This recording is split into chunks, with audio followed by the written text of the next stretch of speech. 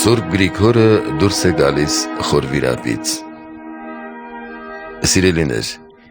հիշում եք ինչ եղավ հայոց արքայանիստ Վաղարշաբաթ քաղաքում, երբ մինչ Գրիգորը վիրապում էր։ Այո, հիշում եք։ Հեռավոր Հռոմից Հայաստան էին փախել մի անձնուհիների մի խումբ Գայանե Մայրապետի գլխավորությամբ։ Փախել էին, որովհետև Հռոմի կայսրը ցանկացել էր ամուսնանալ նրանցից մեկի Հրիփսիմեի հետ, որն անչափ գեղեցիկ էր։ Եվ երբ կայսրը Դիոկլետիանոսը լուր ստացավ, որ Հրիփսիմեն ու նրա քույրերը փախուստի մեջ են, շտապեց նամակ գրել իր աթոռակից Տրդատին։ Նամակում նա պատմում էր տեղի ունեցած դեպքերի մասին ու նկարագրում Հրիփսիմեի գեղեցկությունը։ Նա Տրդատին խնդրում էր պատժել փախստականներին, իսկ Հրիփսիմեին ետ վերադարձնել կամ էլ թողնել Հայաստանում, որպեսզի Տրդատը ինքը նրան կնության առնի։ Այդ իմաստով Տրդատը որոշեց ամուսնանալ չքնաղկույսի հետ։ Հակառակ Հրիփսիմեի մերժմանը նրան բռնի ուժով բերեցին հայոց արքունիք, բայց Սուրբ Հոգով զորացած Հրիփսիմեն այնպես հարվածեց աժդահա Տրդատին, որ նրան գետին տապալեց։ Տրդատը չկարողացավ հնազանդեցնել Հրիփսիմեին, նա հրամայեց իր մոտ բերել Գայանեին, որպեսզի նա համոզի երանելի կույսին կատարել արքայի կամքը։ Գայանեին բերեցին պալատ, նա մոտեցավ սենյակի դռանը, ուր գտնվում էր Հրիփսիմեն, ու խոսեց իր սիրելիի հետ. «Հրիփսիմե, զավակս, քաջալերվիր, քանզի դու շուտով կտեսնես Քրիստոսին, ում անչափ փափագելի էիր։ Հիշիր այն հոգևոր սնունդը, որով քեզ սնել եմ, հիշիր աստվածային խրատը, որով քեզ դաստիարակել եմ։ Աշխարհի փրկիչը կօգնի, չի թողնի վայր ընկնես, և մեզ իր աղախիններին ևս զերծ կպահի բոլոր մեղքերից, միայն թե նրա սիրուց չհեռանանք։ Հիշիր Տիրոջը, ով մեզ բարձրացնելու համար խոնարհվեց երկնի բարձունքից և մեր կյանքի և փրկության համար մեռավ խաչին գամված։ Պահիր նրան քո մտքում ու սրտովդ օգնության կանչիր, և նա կգա մեզ ապրեցնելու»։ Մինչ Գայանեն խոսում էր ու մխիթարում, սենյակում շարունակվում էր պայքարը Տրդատի ու Հրիփսիմեի միջև։ Եվ երբ սպասավորները լսեցին Գայանեի խոսքը, մի կողմ տարան նրան ու ծեծելով տանջեցին, բայց նա շարունակում էր նույնը հորդորել իր սանին։ Իսկ երանելի Հրիփսիմեն, մարտնչելով արքայի հետ, վերջնականապես ամոթով թողեց նրան։ Տրդատը թուլացած վայր էր ընկել, մնացել ամոթալի վիճակում, թագը գլխից ընկած, արքայական պատմոճյանը պատառոտված։ Հրիփսիմեն Աստծուց ստացած ուժով բացելով սենյակի դռները, ճեղքեց պահապանների շղթան, դուրս եկավ պալատից ու հասավ հնձաններ իր քույրերին տեսնելու։ Ապա գնաց քաղաքից հեռու, Արտաշատ տանող ճանապարհի մոտ ծնկեց մի բլրի վրա ու աղոթեց. «Տեր, դու ես արարիչը, և ամեն ինչ քեզնից է, ու քո միածին որդուց, առանց որի ոչինչ չի եղել։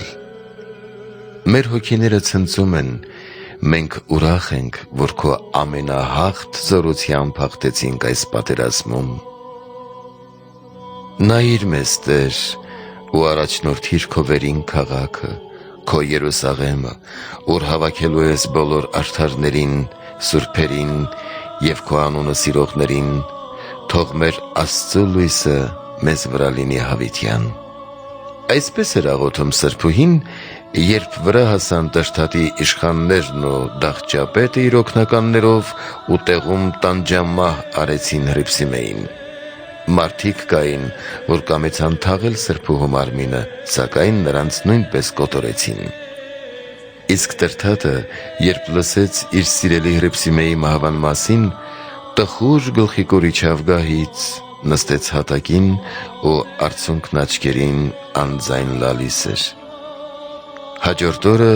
դախճապետը եկավ արքայի մոտ, որ հրաման ստանա Գայանեին սպանելու համար, և ասաց. «Արքա, Դեռ կենդանի է այդ կախարդը Գայանեն, որ համարձակվել էր խրատել կույսին չհանազանդվել քեզ։ Նրա պատճառով մենք սպանեցինք չքնախրիփսիմեին։ Արքան հրաման տվեց։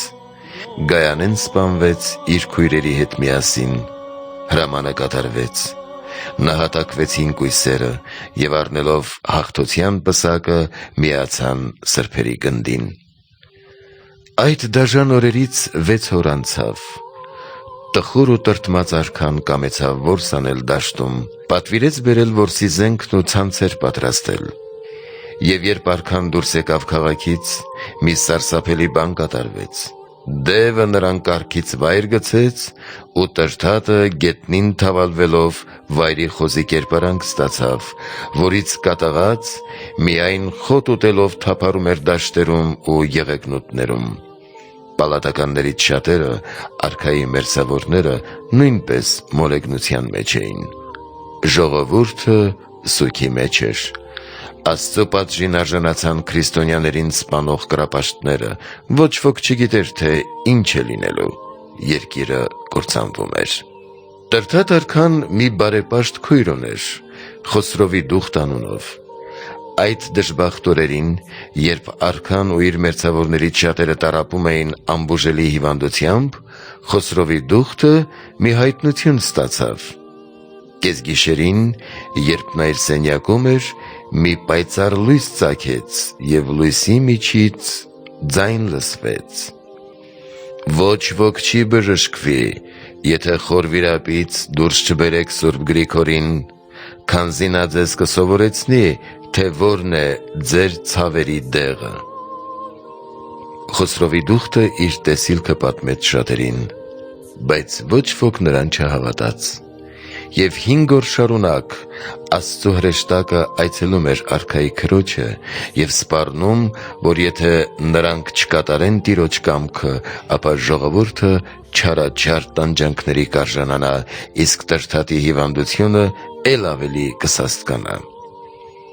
Սարսափած Խոսրովի Դուխտը գնաց հայոց նախարարների մոտ ու պատմեց եղելությունը։ Նախարարները համաձայնեցին։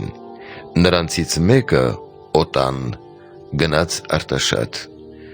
Տեղ հասնելով նա իր անելիքի մասին պատմեց տեղացիներին, և շատերը որոշեցին միանալ Օտային, որպեսզի միասին դուրս բերեն Սուրբ Գրիգորին ահավոր բանտից։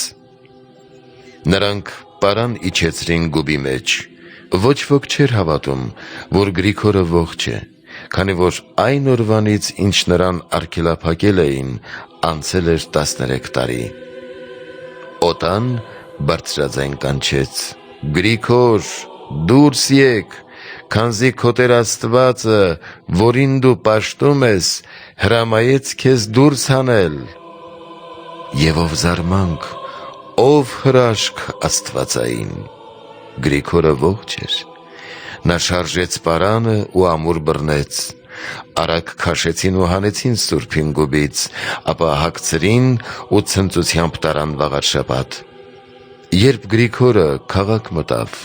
արքան ու նախարարները ծնկեցին նրա առջև. «Խնդրում ենք քեզ, ներիր մեր հանցանքները, որ քո հանդեպ գործեցինք»։ Սուրբը մոտեցավ նրանց, ոտքի կանգնեցրեց ու ասաց. «Ես ձեզ նման մարդ եմ, դուք պետք է ճանաչեք Աստծուն, ճանաչեք մեր Արարչին, ու նա կբժշկի ձեզ»։ Ապա Գրիգորը ցանկացավ տեսնել, թե որտեղ են նահատակված կույսերի, Հրիփսիմեի, Գայանեի և մյուսների մարմինները։ Նրան ցույց տվեցին տեղը։ Գրիգորը գնաց, հավաքեց նրանց անապական մարմինները, պատանեց ու որոշեց այդտեղ հնձաններում էլ օթևանել։ Ողջ գիշեր նա աղոթեց մեր ազգի փրկության համար։ Հաջորդ օրը տրթատ արքան, նախարարները, պալատականները և ողջ ժողովուրդը եկան ու ծնկեցին Գրիգորի և սուրբ նահատակների մարմինների առջև։ Եվ արցունքն աչքերին ներում էին խնդրում իրենց կատարած չարագործությունների համար։ Սուրբ Գրիգորը նրանց բոլորին պատվիրեց 66 օր պահք պահել, աղոթել ու հավատալ, որ Աստված է բժիշկը բոլոր ցավերի։ 66 օր բոլորը Գրիգորի մոտ էին, խիստ պահքի մեջ, քուրձ հագած, մոխրի վրա նստած։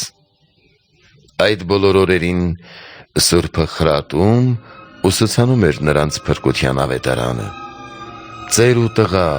տղամարդ ու կին նրա մոտ էին գալիս հայոց երկրի բոլոր գավառներից, լսելու Աստծո կենսաբեր պատգամները։